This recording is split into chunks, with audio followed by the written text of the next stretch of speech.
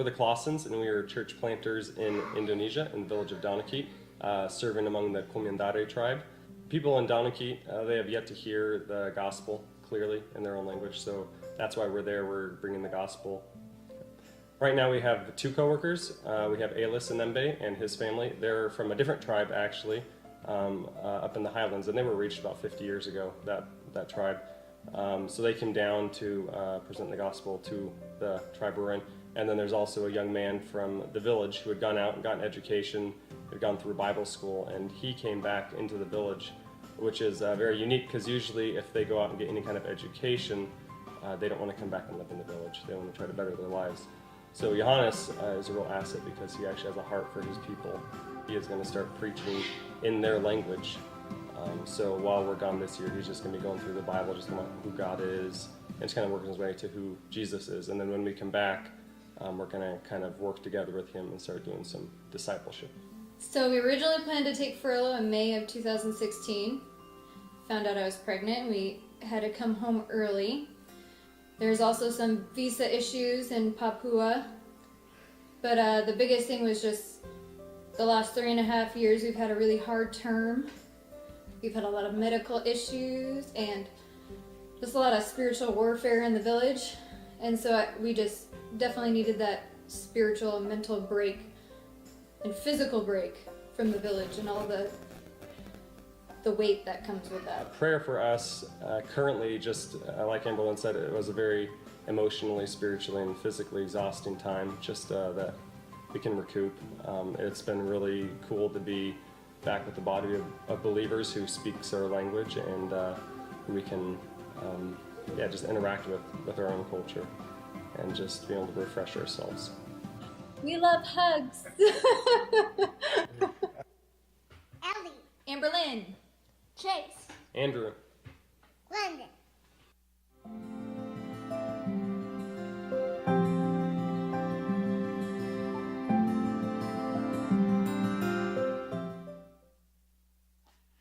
So that is Team Clausen, and when we set out to sit down with them and make a video about how their last term has gone on the field, while we would all love to hear, oh, it was awesome, and hundreds were converted to Christ, and it's the best thing ever, and we are having so much fun, the reality is ministry is not always fun. It's not always easy. It's not always emotionally stimulating. Sometimes it's profoundly draining. I think we all know that if you want to be a witness for Christ in your world, it can be hard. And if you do it in a foreign context, it can be even more difficult still. There's all sorts of things that go on within that story of their lives. There's all sorts of little nuances, all sorts of little wear-out points, all sorts of grief and tragedy and pain and challenge that happens as you seek to bring Christ to Babylon. Whether it's at home or away, it's still all Babylon, and it's all still challenging. And so the Clausens are back with us for the next year. In fact, this morning they're out in the Commons, and here's my advice. You go out there and you give them a hug, right? Amber said they like hugs, so hug them until they don't like hugs anymore. That's what I want you to do. Hug them till they don't like hugs anymore, right? But I also thought this was an important video to lead into our study of Daniel this morning and the story of the exile, because I think it's very easy to read his story because you're just getting these kind of the mountain peaks, and you forget that there was probably a lot of valleys. That there was a lot of days where I'm sure Daniel shed tears and he was confused and he was frustrated and he was tired. He'd lost his homeland. He'd lost his family. He'd lost his freedom. He'd lost his masculinity. I mean, all these things he had suffered.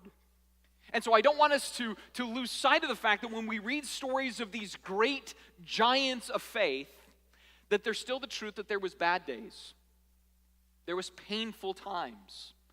There was challenging things that would take place that would wear you thin, and yet that's still why Daniel's a great example for us, or anybody in the time of the exile. Because they had to live regular lives like we live. They had hard jobs and bad bosses and rough neighborhoods. I mean, all of that was still going to be true. And so it's a good reminder for us that as we live in this Babylon world, there's going to be rough times. But God is still good, and that opportunity, that rough time, is an opportunity to point to the goodness of God. So I'm going to go ahead and pray for this morning, and then we're going to get underway with our text of the day. Jesus, I pray that you will be felt in our challenging times.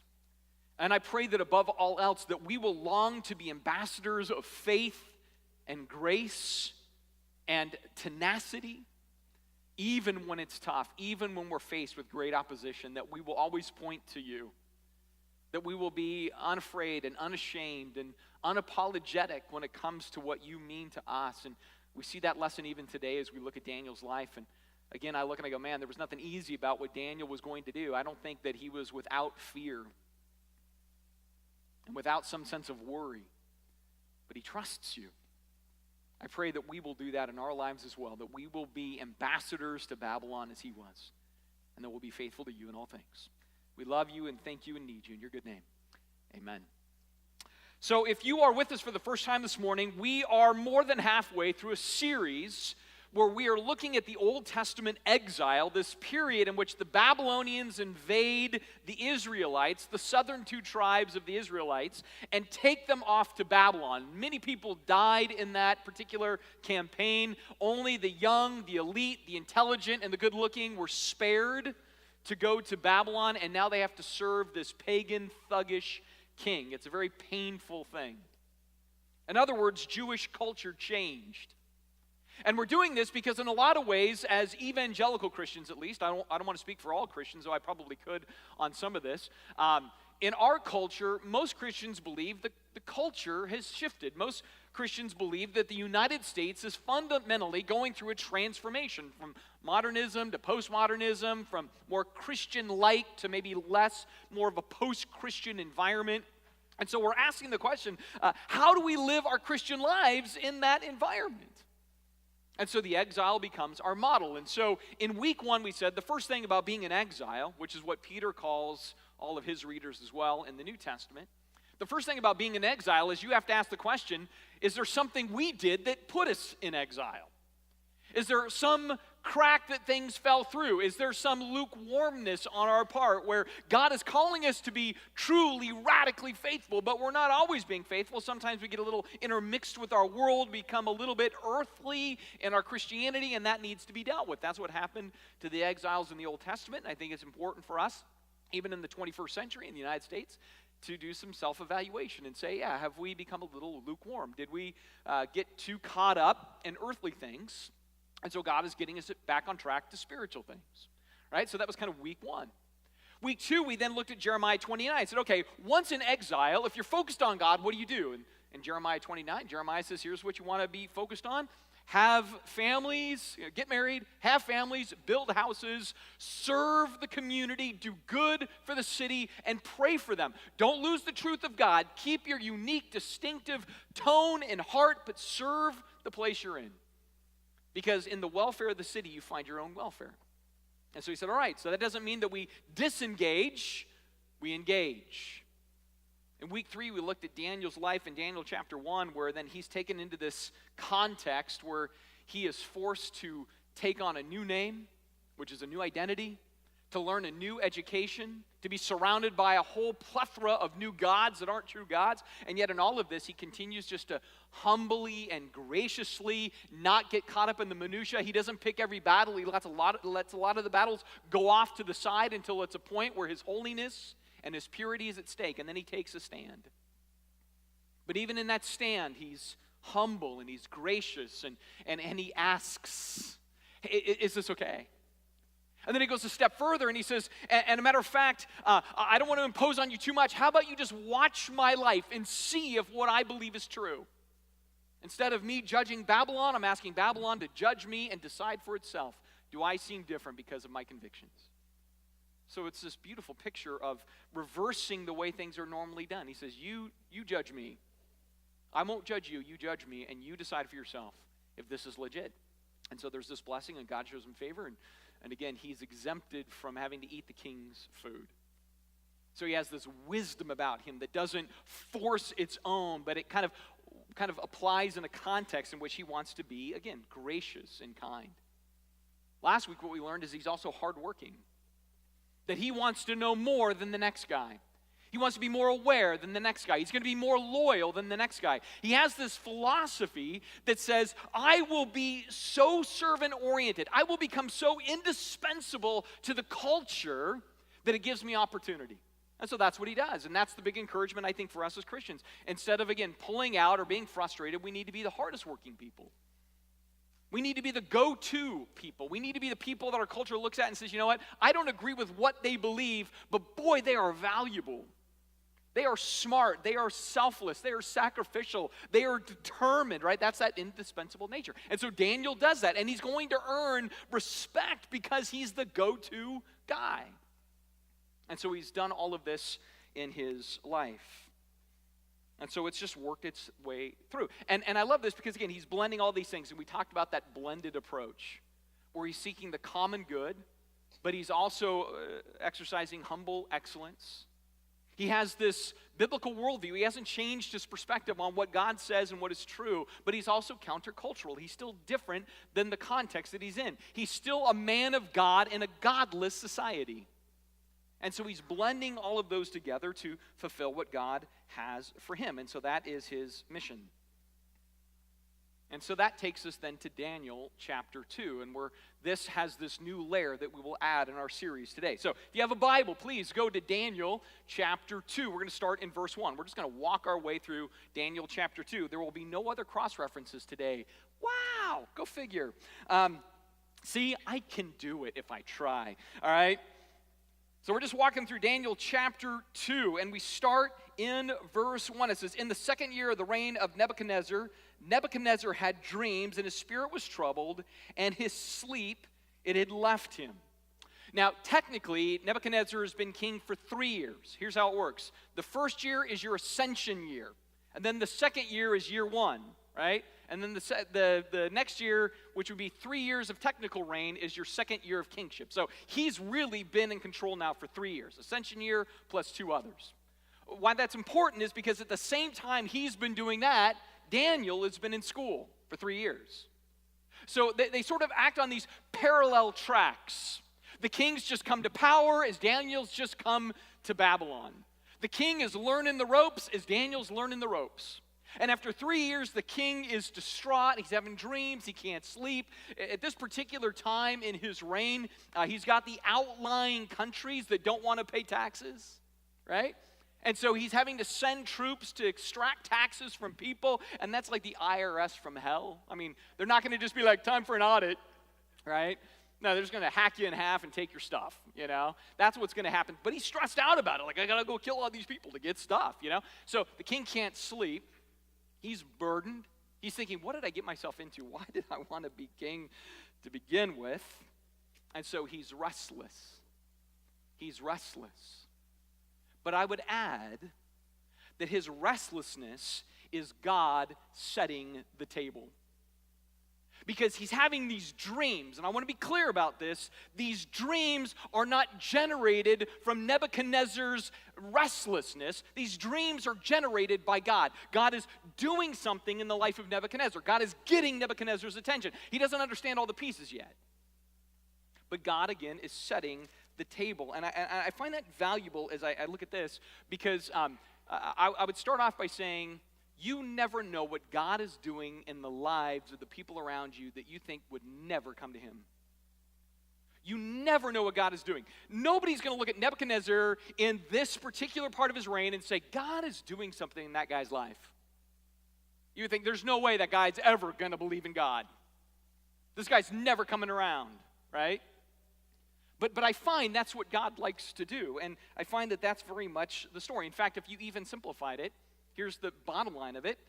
The king has a life problem, and a Judean exile is going to have a God solution.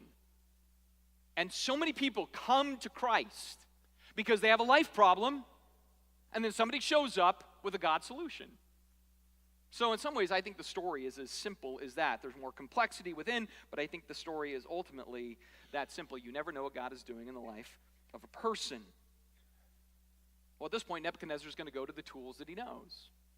So in verse 2, it says, the king commanded that the magicians and the enchanters and the sorcerers and the Chaldeans, which becomes kind of a technical term for the wise men, they just get known as the Babylonians, basically, these wise guys. He says they are summoned to tell the king his dream. Now, what's interesting here is it's not just he summons them and says, let me tell you my dream, now tell me what it's about. He pulls a different trick. He says, all right, these guys are supposed to be clairvoyant. They're supposed to talk with the spirit world. So I'm going to have them show up, and I'm going to say, all right, you tell me, first of all, what I'm dreaming.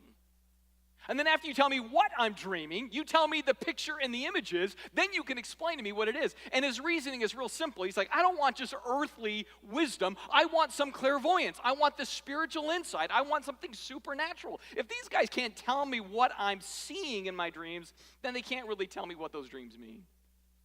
It's a little bit like calling the psychic hotline.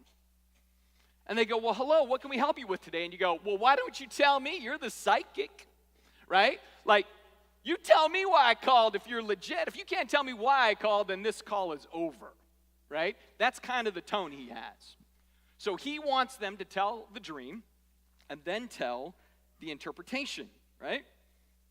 So they set out and they say, well, how about you tell us, right? So it says they came and they stood before the king, and the king said to them, I had a dream, my spirit is troubled to know what the dream is. And then the Chaldeans said to the king in Aramaic, O king, live forever. Tell your servants the dream, and we will show you the interpretation. And so he says, you got to tell me the dream. And they go, or how about you tell us what you saw, and we'll tell you what you saw once you tell us what you saw. You know what I'm saying? Like, they already know they're getting outflanked, right? He's already beating them at their own game. And they know they don't have any special powers to know what the king has dreamed about. So they're just trying to do an end around here. It's like, why don't you tell us about your mother? And like they're just trying to analyze the guy in some ways to see where it's going. Well, the king knows it, and he's not going to put up with it, right? Because you got to remember, for the king, he's thinking to himself, I feed you guys, you eat my food, you drink my wine, you live in my house. I keep you around for this one purpose. This is the only reason you're here. So when I call you in, I expect something from you. And if you can't deliver, then it shows I've made a terrible investment in your idiots and I should go another direction. So he brings it really heavy, really quick, right? Knowing that there's a problem. It says the king answered in verse 5, and he said to the Chaldeans, the word for me is firm. I've told you, tell me the dream and then tell me the interpretation. He says, that's what I've told you. It's firm. If you do not make known to me the dream and its interpretation, you shall be torn limb from limb, and your houses shall be laid in ruins. But if you show the dream and its interpretation, you will receive from me gifts and rewards and great honor. Therefore, show me the dream and its interpretation. This guy needs to take the Lithium Express to chill town, man. Like, this guy, like, he is just polar. He's just polar, right? So, you tell me, and I'll kill you if you don't tell me, but if you do, then all your wildest dreams will come true. Imagine working for that guy. I mean, you think your boss is bad. I mean, this guy's intense, right? Can't tell me? Wood chipper and bonfire. You tell me, you get everything you want. All right, good times, right? But again, what's the problem? These guys can't do it, right? They're just hacks. They're snake charmers. They don't know what they're doing. So in verse 7, it says they answered a second time, and they said, let the king tell his servants the dream, and we will show its interpretation. Just come on, dude. Just give us a hint. What is it, a cow? Unicorn? Statue? What was it? Give us something. And the king answered and said, I know with certainty that you are trying to gain time, right? Maybe he'll just forget. Maybe he'll get preoccupied with something else. Right? He goes, but my word is firm, right? He says, if you do not make known the dream to me, there will be one sentence for you. You have agreed to speak lying, corrupt words before me until times change. Therefore, tell me the dream, and I shall know that you can show me its interpretation. And the Chaldeans answered the king, and they said, there is no man on earth who can meet the king's demands. For no great and powerful king has ever asked such a thing from the magicians or the enchanters or the Chaldeans. The thing that the king asks is difficult, and no one can show it to the king except the gods whose dwelling is not with flesh. Because of this, the king was angry and very furious and commanded that all the wise men of Babylon be destroyed. All of them. right? So you yahoos that are here, all the dudes in the dorms, everywhere. Like, I'm done. I mean, that's how nuts this guy is. I mean, this is why I want to bring it back to. We worry sometimes about American politics. There are no Nebuchadnezzars in the Senate or in Congress, and none of them are running for president even, believe it or not. There are no Nebuchadnezzars running for president, right? It's a different game, this world that Daniel is living in. And so this guy is just crazy, out to lunch, everything else. And then notice verse 13. It says, so the decree went out, and the wise men were about to be killed, and they sought Daniel and his companions to kill them. So, right, Daniel and his buddies, they're just like over at the dorms, playing Xbox, eating a veggie platter. I don't know what they're doing. They're not a part of this at all. And all of a sudden, the knock at the door comes, and they're like, it's time to die. Right? You're just lumped in with the whole, every wise man is dying. Doesn't matter if he's a recent grad, he's been doing it a long time, new to the school, they're all going to die because the king is angry. Now, if I'm Daniel at this point, I'm frustrated. I mean, I would be flat out angry with God. Like, let me get this straight, God. You rise up the Babylonians. They wipe out my hometown. They destroy everything I love. They take my masculinity. They make me learn their education system. I have to have a new name, new culture, new identity, new life, and now you're going to kill me? At the hands of Nebi the nut job? Are you for real? Right? I don't know about you. I'd be frustrated. What's great about Daniel here is that he is steeped in this Godward focus. It goes back to something we said earlier in the series, where we have to begin to embrace it's not about you. It's not about you. It's not about me. It's about what God wants to do through me. And if he says, I want to pour you out, all right, I receive that. If I want your life to be hard, I receive that. Because somehow, God, you are making much of yourself and making yourself known in the context of that. And so Daniel, he has that focus, right? He can look around and say, man, Babylon's crazy, the wise men are fools, the king's a nut job. I mean, he can see all of that. But what he also seems to know is that the only real solution for Babylon is God. Nothing else is going to fix Babylon, polish Babylon, solve Babylon. Babylon's Babylon until God invades the hearts of those in Babylon. That's how God conquers Babylon. He conquers the hearts of those who live in Babylon. And so Daniel's wise enough to know this. And so a guy comes to the door and says it's time to die because all the wise men are dying, because the king's mad, because nobody can tell him what's going on, and he's not going to tolerate it. So you want a blindfold or a cigarette or what? Before you go. Well, Daniel responds in a different way. He responds with faith-filled calm. He's not erratic. He's not spontaneous, anything else. He's just very settled. It says in verse 14, it says, then Daniel replied with prudence and discretion to Arioch, the captain of the king's guard, who had gone to kill the wise men of Babylon. He declared to the king's captain, why is the decree of the king so urgent? Then Arioch made the matter known to Daniel, and Daniel went in and requested the king to appoint a time that he might show the interpretation to the king. A few things there stand out to me. First of all, it's interesting. Daniel doesn't seem to contest the severity of the king, just the urgency. It's like, why so quick? Why does everybody have to die today? Let's give it 48 hours and see what happens, right? I mean, that's kind of part of where he goes. The next thing is he doesn't react, he responds. Right? So he doesn't flail, he doesn't freak out, he doesn't scramble. He's just like, all right, let's settle down for a minute. Let's set up a time with the king. How about I go meet with him? That's gutsy, man. Right? It's like, I want to go into a pitch meeting with a psychopath. But that's what he sees as the way forward. So let's just slow down. Let me sit down with the king. Let me see what we can do, right? And so, this guy's listening. Oh, okay, I guess. So at this point, if you're Daniel, what do you go do? You've just heard you're going to die unless you come up with a solution for the king's dream problem. Well, one of the things you could do is go right to the library, right? And start researching everything you can find on dreams and interpretation.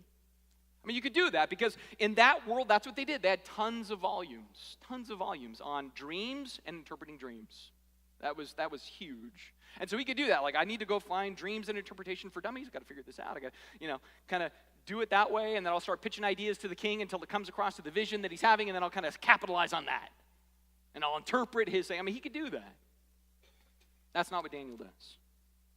What does it say he does in verse 17? It says, then Daniel went into his house and made the matter known to Hananiah, Mishael, and Azariah his companions, and he told them to seek mercy from God. Basically, he says, you know what, guys, we need to pray. We need to pray.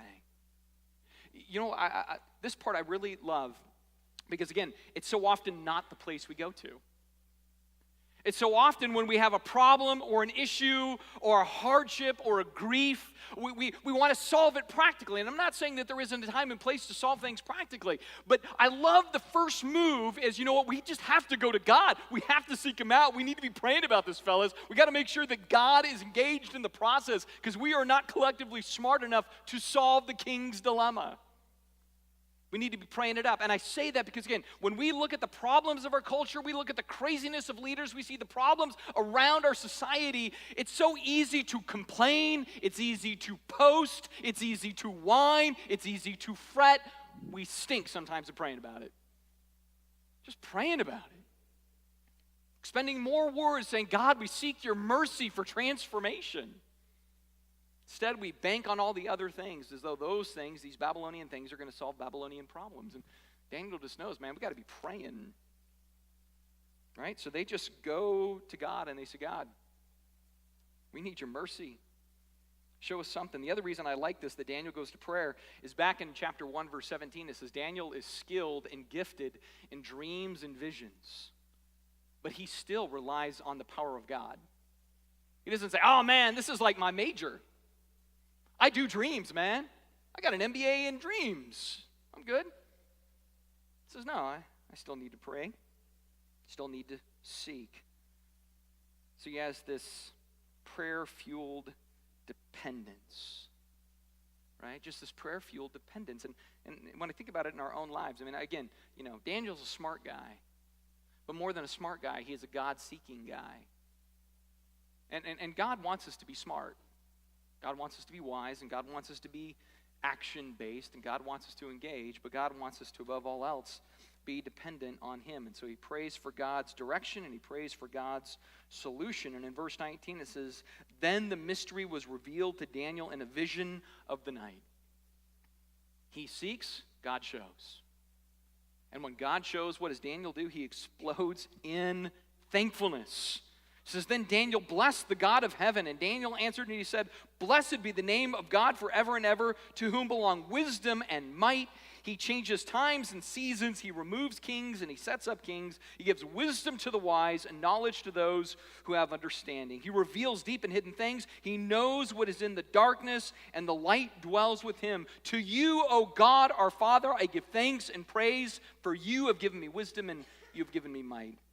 You have made known to me what we ask of you, for you have made known to us the king's matter. Takes a step of prayer, step of faith, has a prayer in faith, and God is revealed to him. I mean, I love that whole scene right there. And what I love about it is that he really does stop to think. I mean, I think about in my own world, how many times I'll have some crisis or problem, and so I'll pray, and then God comes through, and how often I forget to stop and say thank you for what you've done. It happened this week, in fact. So on Thursday, our oldest daughter was in a car accident down in Salem, and we get a phone call from a stranger that says, I'm at the emergency room with your daughter, and she's in there, and, as a parent, you're just like, ah! So you start praying, figuring out how to get down there as fast as possible, like, God, just let her be okay, and you're praying all these things and everything else, and we finally get the call from her that she's kind of banged up, but ultimately she's going to be okay, and do I stop and say, thank you, God? Or do I just keep driving? I got to get there, just got to get there, and I don't really stop and say, I praise you, but thank you. It's just so easy to say, God, I need you, and then we don't show our appreciation afterward. Daniel says, I need you, and thank you for how you've revealed yourself. So Daniel thinks, No sooner does he think that then Daniel acts. Verse 24. Then Daniel went into Arioch, whom the king had appointed to destroy the wise men of Babylon. Imagine that. Just think about that, right? It's like you're going to the dude that's going to execute you. Like he's just having this conversation like, just keep the sword in the sheath for a minute. Hold on, let me go pray. Let me go do some stuff, come back. All right, the dude that still wants to kill me, okay, let's go talk to the king. The other dude that wants to kill me. I mean, that's a big deal, right?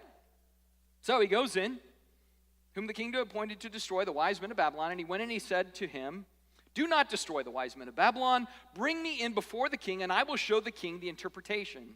Then Arioch brought in Daniel before the king in haste, and he said to him, I have found among the exiles from Judah a man who will make known to the king the interpretation. You didn't find diddly-do, derp. Like, you went in to kill him. Daniel did all the heavy lifting. And then this guy goes to the king and says, I found somebody who's got the answer. He's taking all the credit. Taking all the credit. Does Daniel care? Daniel doesn't care. He doesn't care. Now, this guy's kind of hedging his bet a little bit. I got this guy. He's a Judean. He's an exile. Don't expect much. 50-50. We'll see how it goes. He's not like all in, but he's like, it's the best we got. So let's see what this guy is going to do, right? It's a great scene. And so then it says, starting in verse 26, and I'm going to slow this down just a little bit because I think this is kind of an interesting little thing here. It says, the king declared to Daniel, whose name was Belteshazzar, are you able to make known to me the dream that I have seen and its interpretation? Just that little verse there I think is important if you slow down. Because what you have at this particular moment is this clashing of worlds. If you're a reader, you're reading this and you go, all right, so it's Daniel, but it's also Daniel by his Babylonian name. It's the king dealing with this Judean exile. They're coming from very different points of view. They're seeing this very differently. The king sees this Judean walks in, and he says, all right, that is my property, named after my God, and he better tell me what I want to hear. But the reader says, oh, this is Daniel. This is not the property of the king. This is the prophet of God. This is something different. Daniel's coming in as a representative of God, not as a tool of Babylon. So it's that worldview and that counterculture coming together, right, in this particular moment. So the king's like, all right, property of Babylon, tell me what I want to know. But it's going to be a prophet of God who steps in, not the property of Babylon. So he says, can you tell me? And here's what Daniel says. Daniel answered the king and he said, no, I can't tell you. It's a great, simple thing. I can't deliver what you want to know. It's not going to happen, right? He says, but there's a reason. No wise man or an enchanter or a magician or an astrologer can show the king the mystery that the king has asked. But there is a God in heaven who reveals. Now, this is that moment for Daniel right here, right? Where he's like, you know what? Everything I've been doing, the 3 years of study, the being a hard worker, being dedicated, being diligent, being invested, being loyal, the moment has come for me to say to the king, but there is a God who can help you. It's that moment. And I bring this up because, again, as we go through this whole series, we've been looking at this sense in which we suffer, we serve, we care, we invest, and we're doing all of that for this moment. This becomes the pinnacle thing that we're shooting for, where we can take people and point them to God. Say, there is a God who can, there's a God who does, there's a God who cares, there's a God who transcends the problems of your life. Let me tell you about that God. That's our target. That's our longing. And that's what Daniel does. He offers a solution that Babylon cannot give to the king. And think about that just in your own world with people you know. Maybe it's a neighbor, it's a boss, it's a coworker, it's a friend from school, whatever it might be, where they have a life where it's, in a lot of ways, they have money and they have a home and they have a career and they have all these things that are securities, but then there's still things in their world that none of those things can secure. Nothing in this world can provide to fill in certain holes in their life. And you see that life, and you never know what God's doing in them, but that's those people that you want to look and go, you know what, there's a God that fills in these things that you find lacking. There's a God who is above and outside of your problems, and really maybe that's what you're needing more than just some other earthly solution. Because that's all Daniel's really doing. He says, I can't help you. Babylon can't help you. This world can't help you. But there's a God who can. There's a God who reveals the mysteries. There's a God who fills in the gaps that you're trying to fill in. Really, you should be thinking about that God. Again, why I highlight this is because I don't want us to go through the series and think that the job of the Christian in the modern climate is just simply to do good and bless the city and stay quiet. I'm saying do good, bless the city, and speak up. Because that's what you want to do. But you're earning a sense of favor and credibility in all those other things so that when you speak up, there's greater weight to your words. Right? Where they look at your life and they go, man, you seem like you have the kind of life that I appreciate, and then now you have this additive, which for us isn't an additive, it's everything. God is everything. He's not the additive. Right? We orbit him. He doesn't orbit us. He's not just a part of our lives. He is our lives. Right? So we have this opportunity to share that, right? To earn favor, to earn respect, so that when the opportunity comes, we can share. And so that's exactly what Daniel does. He says, you know what? I can't help you. None of these yahoos can help you. But God can help you.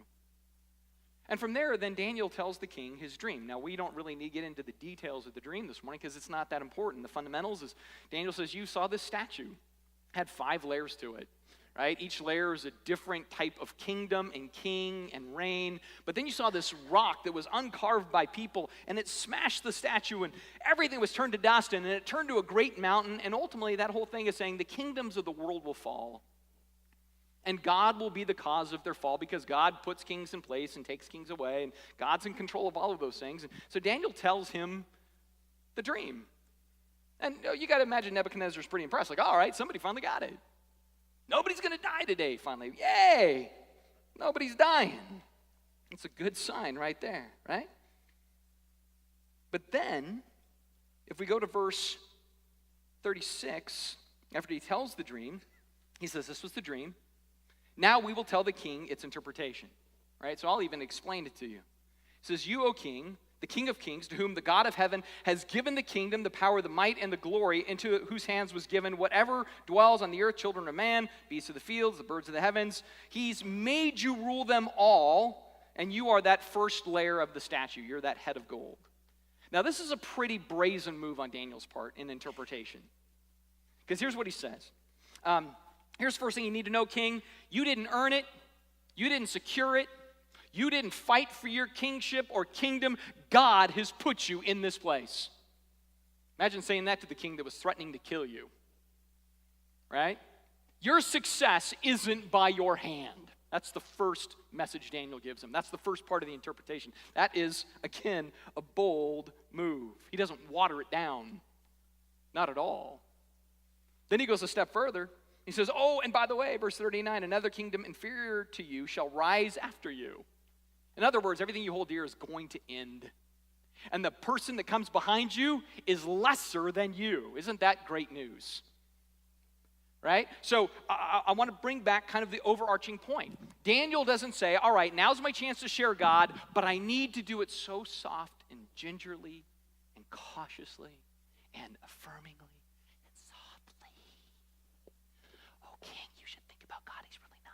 He doesn't do that.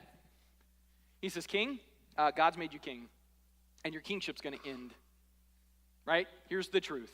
Here's the truth. Now, I don't think Daniel's trying to be difficult in this. He's not like, and another thing, man, you're going down. He's not doing that. He's just being clear.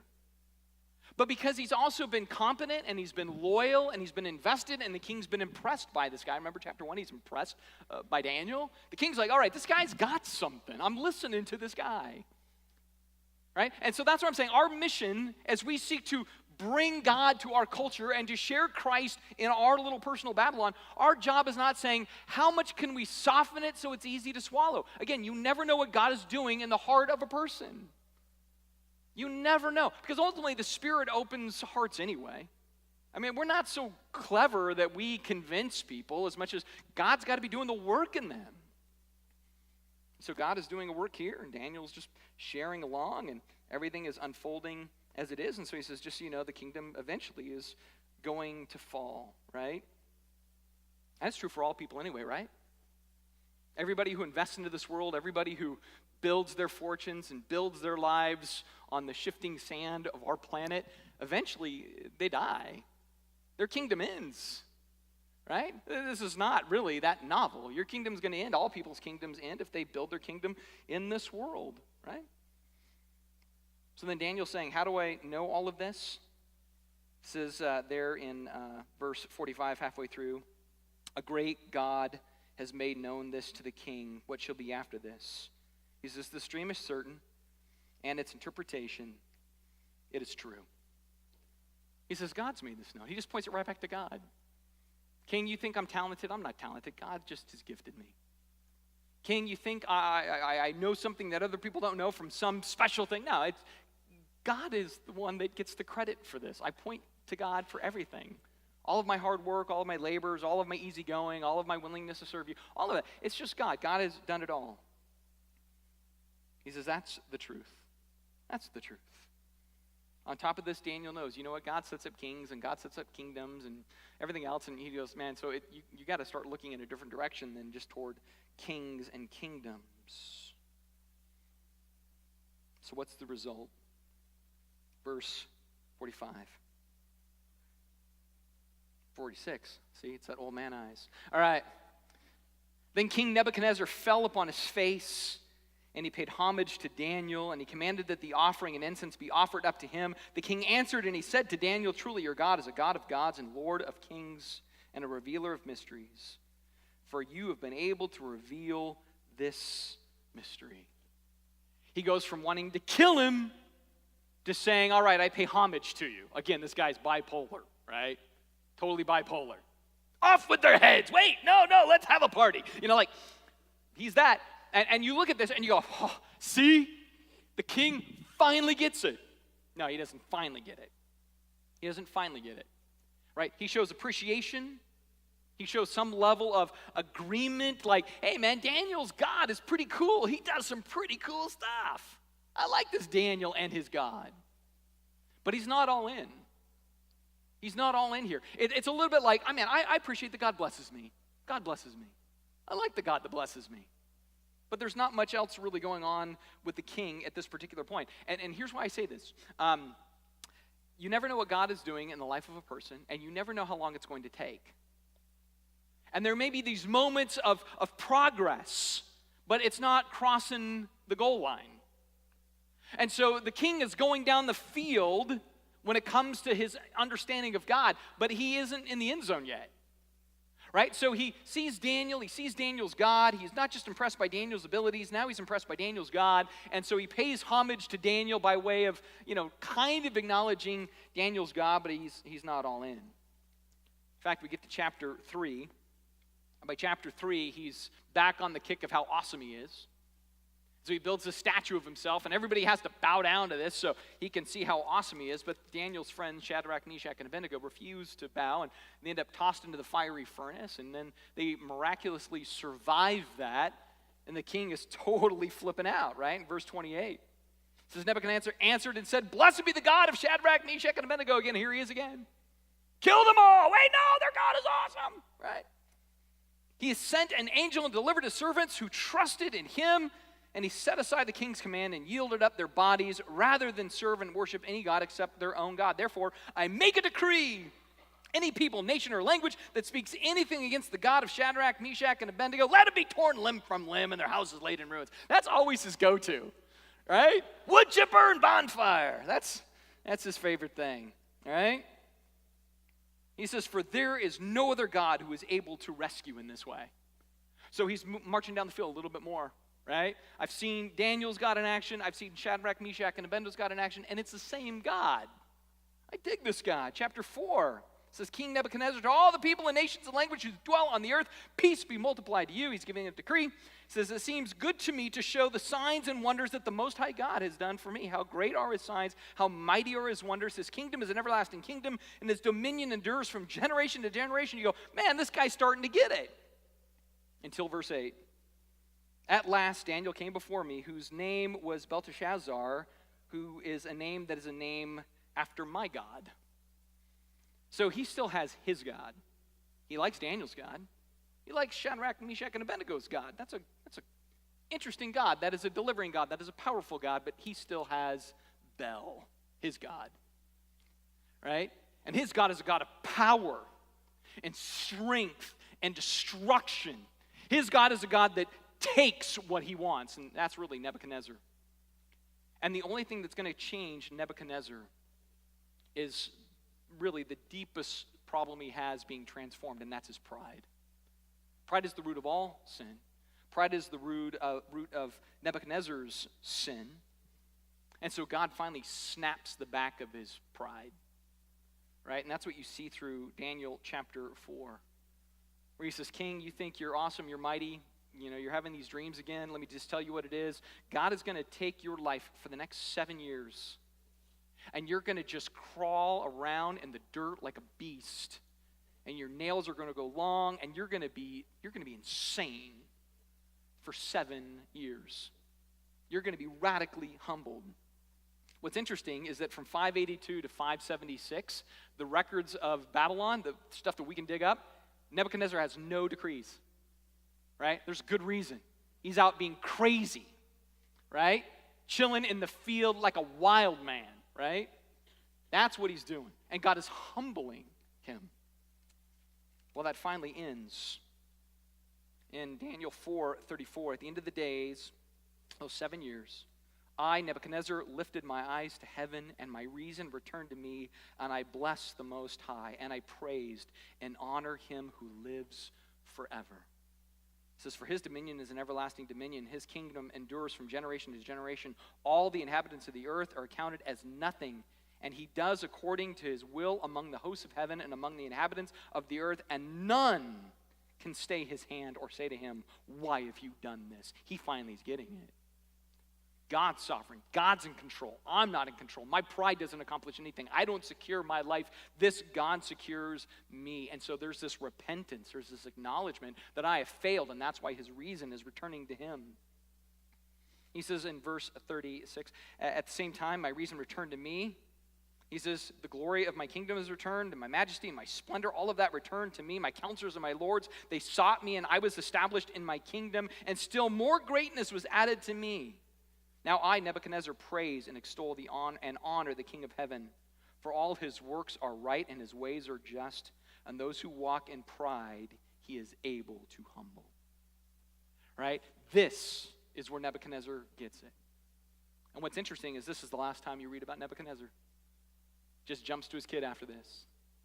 Right? And this is years in the making. Right? This is why I highlight this. You're going out of your way to be different, and be loyal, and to be caring, and to be smart, and to be the hardest worker, be the most committed person looking for the opportunity, looking for the open door, looking for the place in which you can wedge in. There's a God in heaven who. There's a God in heaven that. There's this God in heaven who does. Invest, care, change lives, alter trajectories, is bigger than you. Right? He just says it. And he keeps modeling it year after year after year to a king that at times you wonder if this guy's getting it. You're wondering if he's getting it, but you never know what God is doing. And then finally, toward the end of the story and toward the end of all things, it registers. And this guy humbles himself before the God of heaven and says, this God I honor. This God I extol. This is now Nebuchadnezzar's God. You never know when, you never know how, but you always need to be prepared for the moments. And then take the moment and say, there is a God. Let's go ahead and pray together. Jesus, I thank you for the fact that you intersect our lives with the needs of people. And I pray that we would be aware, not even aware, I pray that it would be a priority in our lives That everything we do is looking for those crevices and cracks that we can then kind of wedge in and say, there is a God. That we would live it out in our own lives, that we would believe that you are the fabric of every part of our existence and presence, and that we wouldn't just live in this world to pass the time, to make decent money, to have a nice family, but again, we would be doing all of those things for a much richer purpose, for a much more intentional purpose. That we are your ambassadors. And people need you. And I know it's easy for us to look at some of the hardest people and say that person would never come. But I don't think anybody would think Nebuchadnezzar would ever say he was humbled by you and extol you as the high king of heaven. But you work in the lives of a Nebuchadnezzar. You work in the lives of a Saul who's killing Christians only to become a Paul. You work in the lives of so many people I know, people that are my friends that were atheists or haters of you or just couldn't stand what Christianity was about, and now they're your advocates. I don't claim to have unique faith in people, but I have a big claim that I have faith in you to change people, to alter people. And so I pray that we would share, not because we're so certain of the terrain, but we're certain of our God who works in the terrain. So we look to you to do that work and to use us in that way, and for us to be dependent on you, not just marching out there and doing it, but again, being prayerful, being mindful, being thoughtful, being invested, being indispensable, and then looking for the opportunity. I pray that we would do that for you and for your glory in your awesome name. Amen.